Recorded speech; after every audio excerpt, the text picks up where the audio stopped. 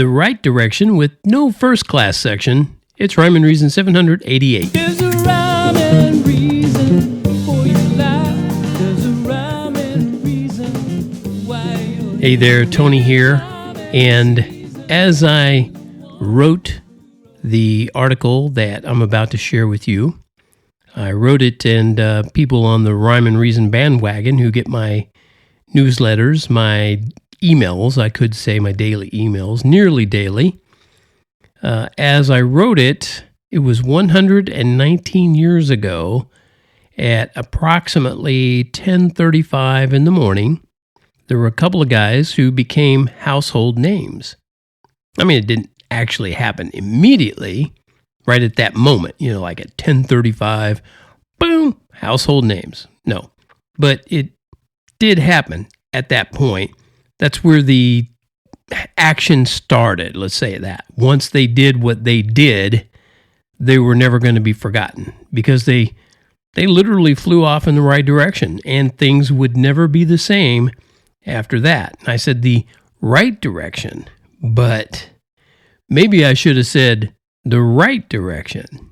And as you're listening to this, it doesn't have quite the same effect as anybody who's already read this, because I'm saying right?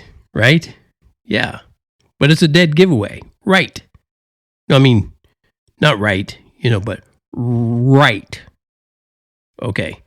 Maybe I have to clear it up. It doesn't pan out so well in the audio form like it does in the written word. But maybe you're guessing, because I said flew off in the right direction, maybe you're guessing rightly that I'm talking about Orville Wright and Wilbur Wright, the Wright brothers. They're the guys who are credited with, anyway, being the first to invent, build, and fly an airplane. Actually fly it, not do those little jump up and down, crash and burn things, but actually got the plane off the ground and flew it. I've watched video of that. Someone was there filming that, and there is actual video of that day. It's pretty cool. Most everyone else who had tried up until that point, they used these clunky, clumsy, and uncontrolled what they call flying machines. But good old Orville and Wilbur, they figured out how to control it and actually do it. And I'd say that's pretty important if you want to leave the ground and return safely. Right? Anyway, the brothers flew their plane they called the Wright Flyer. I think that's a great name for a plane that went the right direction for them 4 times. It was mid-morning on December 17th in 1903. Whoa, that's 120 years ago. And the first flight lasted about, you ready for this? A burning 12 seconds. And the plane zoomed along at a breathtaking 6.8 miles per hour. Yeah, I'm poking a little fun there, but with my fear of heights, I won't kid around about the 120 feet altitude they achieved. That's pretty impressive, 120 feet above the ground in a machine that has never before that been successful at carrying anybody. And the Wright brothers were able to do that because they figured out how to invent a system that the pilot could use to control the aircraft during flight. It's so funny because you think, well, wasn't everybody else trying to do that? And they weren't really doing that. They came up with what they called a 3-axis control system. And if you can believe that, it's still the standard on airplanes today. I think that's pretty impressive. Okay, maybe I'm not telling you something you didn't know about that first famous flight at Kitty Hawk, North Carolina, but I bet you didn't know how much Orville and Wilbur attributed their success to their strong family upbringing. I bet you didn't know that.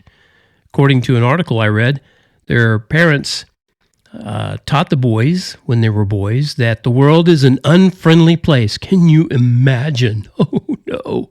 They're telling their kids it's an unfriendly, and it's filled with untrustworthy people and evil temptations. What kind of abusive parents were these? Come on, say it ain't so, Joe. unfriendly, untrustworthy people and evil temptations even back in the 1800s.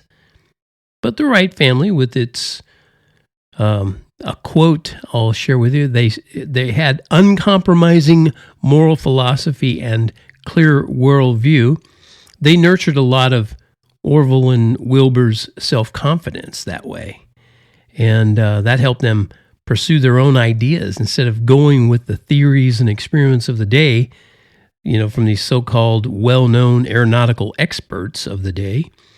And the support of their family also helped the Wright brothers to keep going in the right direction in spite of the obstacles that they faced. And they faced quite a few, apparently. You read their story, I think you'll find out what I'm talking about. And these days, boys and girls for that matter, from lots of families don't think clearly about their own gender, much less about the math and research it would take to get some wood and a motor off the ground. And that's because so many kids don't have a family with those uncompromising moral philosophy and clear worldview. They just don't have that. And that's more than a shame. It's a travesty against design is what it is.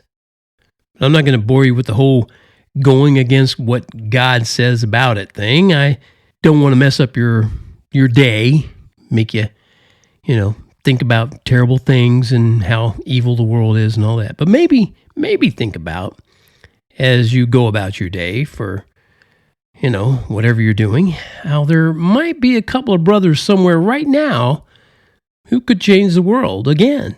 And think about how they might never do that because this world mocks morality and family. I'm talking about the kind of brothers who are maybe being supported by their family with uncompromising moral philosophy and a clear worldview. Maybe there are some brothers. I know there's some families like that still to this day. And maybe some brothers who are, parts of that family are getting that sort of support. So think about that. Maybe you start hearing something and somebody's coming up with something. Maybe it's artificial intelligence used for good. I know it sounds crazy, right? Artificial intelligence couldn't be used for anything good, could it? I'll leave you with this thought. We're not flying in the right direction when we leave behind the strong affection of a mother and a dad like America once had. Thanks for tuning in to my objection. All right, I appreciate you being there. It means more than you know. And as always, the Rhyme and Reason podcast is brought to you by TonyFunderburk.com. And if you haven't already, you should go over there and jump on the Rhyme and Reason bandwagon so you get my almost daily emails. Oftentimes they are daily, but I'm sharing these kinds of things in written form, and you get free stuff just for doing it. And then that way, sometimes if you can't tune into the podcast, you can still have something brought right to your inbox, and you'll still keep up. All right, that does it for me. Remember, life has rhyme and reason because God made you. There's a rhyme and reason for your life. There's a rhyme and reason why you're here. Give your time and season to the one who wrote your rhyme.